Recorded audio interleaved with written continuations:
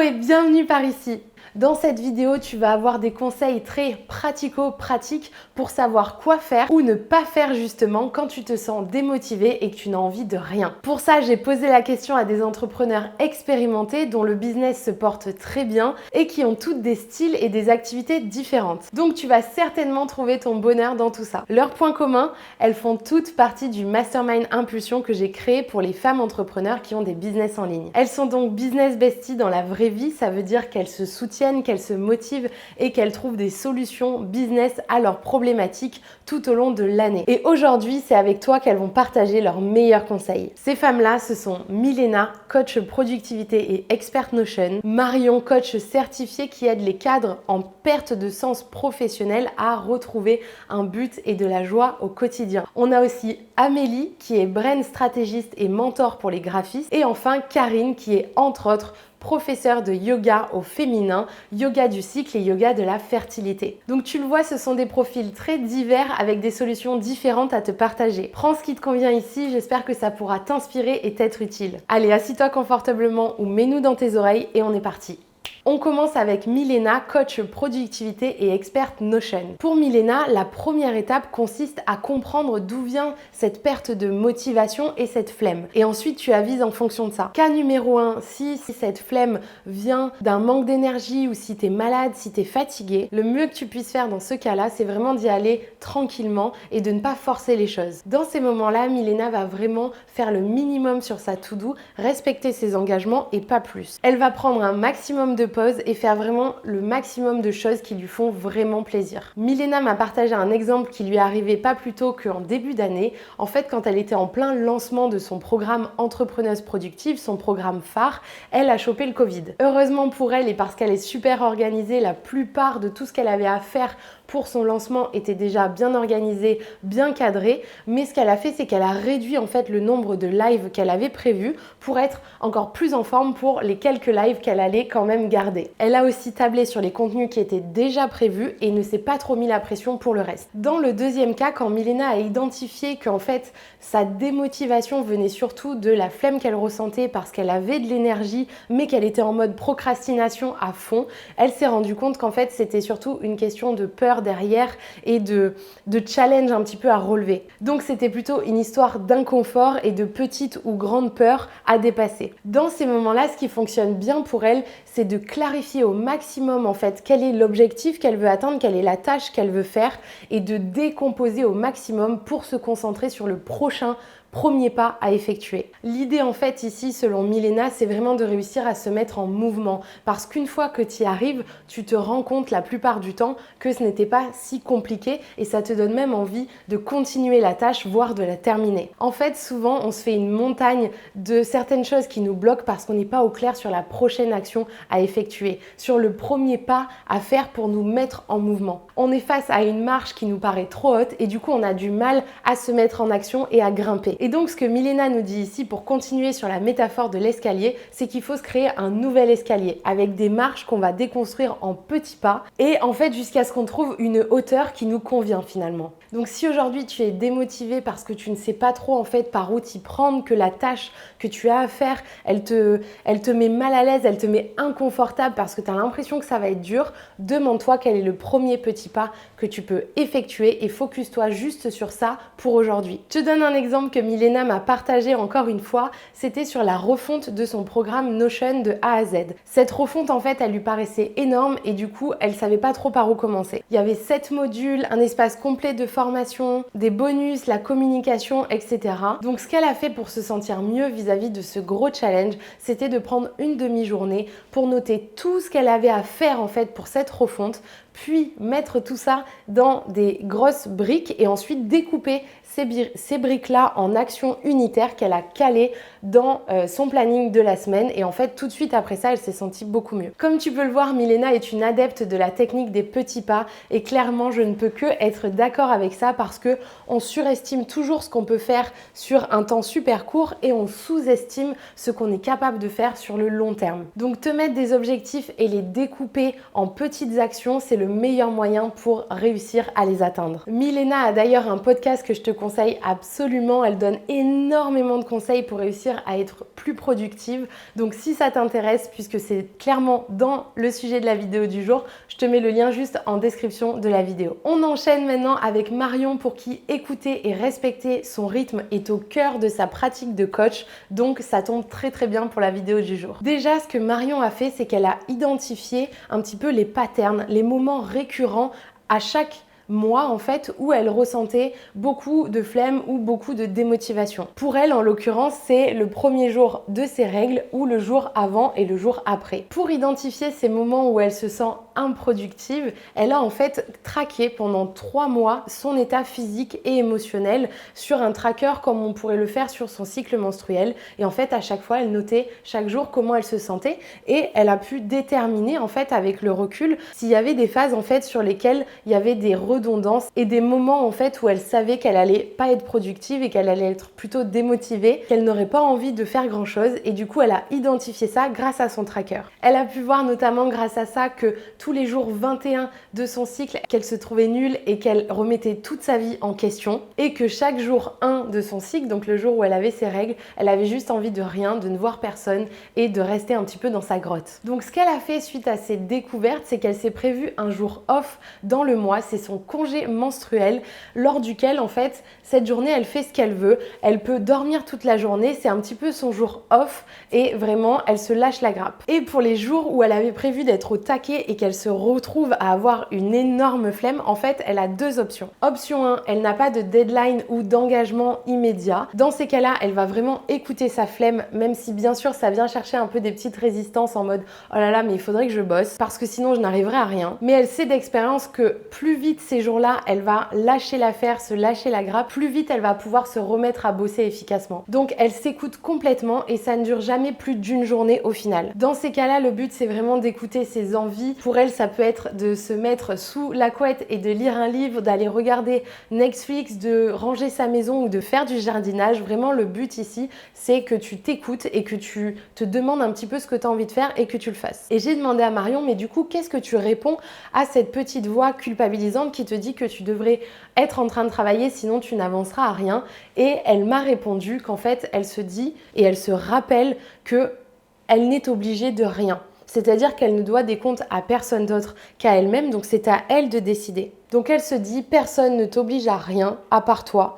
Et ça lui fait du bien de se rappeler ça pour se dire, bah ouais, en fait, c'est moi qui choisis, c'est moi qui suis aux commandes. Et option 2, si elle a une deadline ou un engagement auquel elle ne peut pas déroger, eh ben, elle va appeler une business friend pour que cette personne l'aide à retrouver de la motivation, lui rappeler pourquoi c'est important et à quel point elle va se sentir fière d'elle une fois qu'elle aura fait cette action et qu'elle sera allée au bout de cet engagement. Ça lui permet aussi de s'engager auprès de cette personne à faire cette action, à tenir cet engagement, et du coup, ça rend les choses plus faciles. Je te donne un exemple que Marion m'a partagé. Au début de sa pratique de coaching, elle avait une cliente qui était plus âgée et plus expérimentée qu'elle. Donc Marion en fait s'est mis beaucoup de pression vis-à-vis de cette séance et le jour J elle était malade. Donc elle était vraiment pas en forme et l'idée d'annuler la séance l'a effleurée. Donc elle a appelé sa business friend qui a accueilli un petit peu son mal-être, sa fatigue, ses larmes aussi, et qui lui a proposé 2 options. Ok, soit tu décales la séance, soit tu la maintiens. Pour savoir en fait dans quel cas de figure Marion se sentait le plus à l'aise.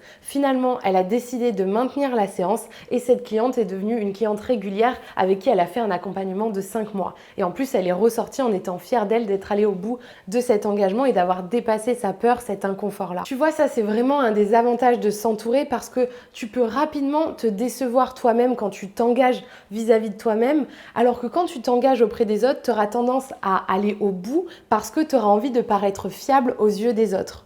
Donc pour ça, tu peux soit créer un groupe toi-même et animer un groupe, soit rejoindre un groupe avec d'autres femmes, avec d'autres personnes auprès de qui tu vas t'engager et ça va vraiment t'aider à atteindre tes objectifs. Si ça t'intéresse que je te fasse une vidéo pour savoir comment animer un groupe, comment fédérer les gens autour d'un but commun, dis-le moi en commentaire et je te ferai une vidéo à ce sujet. Et si tu veux découvrir l'énergie solaire de Marion et ses bons conseils, je te mets le lien de son compte Instagram et de son compte LinkedIn en description de la vidéo. Ok, on enchaîne maintenant avec Amélie qui est graine stratégiste et mentor pour graphistes. Au début de son activité, Amélie, quand elle se sentait démotivée et qu'elle avait l'impression de n'avancer à rien, en fait, elle se forçait. Elle était vraiment guidée par cette pression qu'elle se mettait à réussir et par les injonctions autour de tu dois travailler dur pour réussir. Donc évidemment, elle finissait par se sentir en échec, elle mettait 1000 fois plus de temps à terminer une tâche et en fait, elle terminait beaucoup plus fatiguée. Et maintenant, quand elle se sent démotivée et vraiment qu'elle sent que ça bloque, avec l'expérience, elle a changé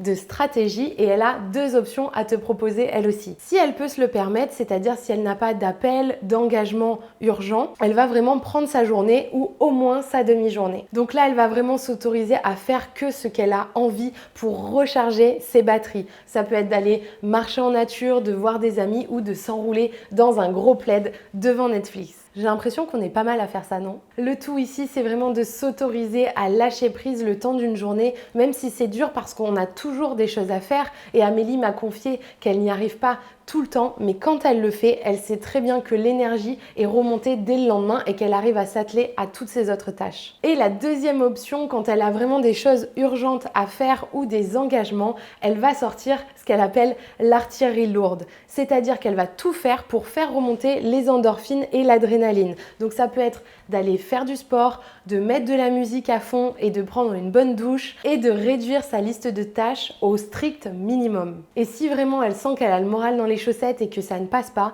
elle aussi, elle va faire appel à sa business friend pour par exemple faire un coworking en ligne ou un appel reboostant pour se faire rappeler à quel point c'est ok, ça arrive à tout le monde et que finalement les choses avancent quand même. Encore une fois, tu peux le voir ici, les maîtres mots, c'est vraiment de te lâcher la grappe et de savoir quelles sont les activités en fait qui vont t'énergiser et de t'entourer.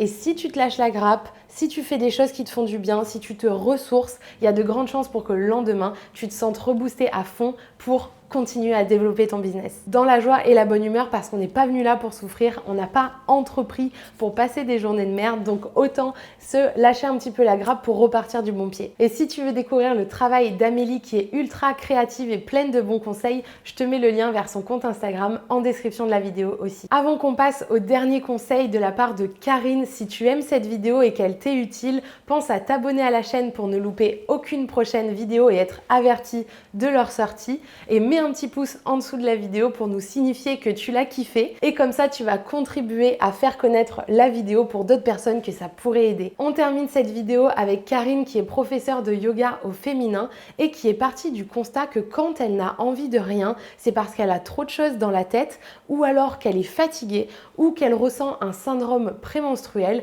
ou encore qu'elle a passé beaucoup de temps avec des gens dans les jours qui ont précédé et que du coup elle est vidée de toute énergie. Quand elle est dans ce mood-là, en général, elle a vraiment envie de rien faire et elle se trouve nulle aussi de ne pas avoir envie de bouger, de faire des choses. C'est également des moments où elle se sent vraiment très fatiguée et où elle va s'en prendre à son corps en se disant qu'elle n'est pas assez en forme ou qu'elle se trouve moche, ce genre de choses. Franchement, qui n'est pas passé par là? Sachez les filles que les hormones ont énormément d'impact sur notre vie au quotidien, en fait, sur nos émotions, sur la manière dont on perçoit et dont on ressent les choses. Donc une des choses que vous pouvez faire, c'est vraiment apprendre à vous connaître, apprendre à suivre votre cycle pour comprendre quelles sont vos forces dans ces différentes phases du cycle. Je te donne un exemple. Quand tu es en ovulation, tu vas avoir tendance à être plus sociable, à vouloir aller plus à la rencontre des gens et à être tout simplement plus joyeuse, plus contente d'être avec des personnes. Ça va être ta force à ce moment-là du cycle, potentiellement. Il faut que tu vois ce qui est juste pour toi. Et quand, par exemple, tu vas être en amont de tes règles, en période prémenstruelle,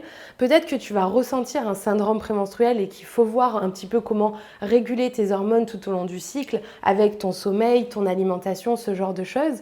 Mais une de tes forces dans ce moment-là, souvent en fait, c'est d'être dans la réflexion, d'être dans le plan d'action, de comprendre qu'est-ce qui n'a pas marché et qu'est-ce que tu as envie de faire pour la suite. Tu es beaucoup plus à même de faire de l'introspection. Donc tu vois, il n'y a pas une phase qui est meilleure qu'une autre. Par contre, tu as des forces à trouver pour toi dans chacune de ces phases-là. Donc pour en revenir au conseil de Karine, quand elle a ces moments où elle a envie de rien, elle n'a surtout pas envie de suivre cette énergie-là parce que sinon, elle va se complaire un petit peu dans ce manque d'énergie, cette envie de rien faire et elle va avoir des mauvais réflexes comme aller scroller sur les réseaux sociaux ou regarder des vidéos YouTube à n'en plus finir. Et du coup, elle se rend compte à la fin de la journée qu'elle a vraiment rien fait et ça lui rajoute un sentiment de mal-être, un sentiment de culpabilité. Donc pour essayer de lutter contre ça et ce qui la sauve en général, c'est 6 actions qu'elle va mettre en place. Elle va soit sortir prendre l'air et marcher, c'est un petit rien très doux qui va lui permettre de ne pas être devant les écrans et de reprendre de l'énergie. Elle va aussi prendre le temps de boire un bon café ou un bon thé en lisant un livre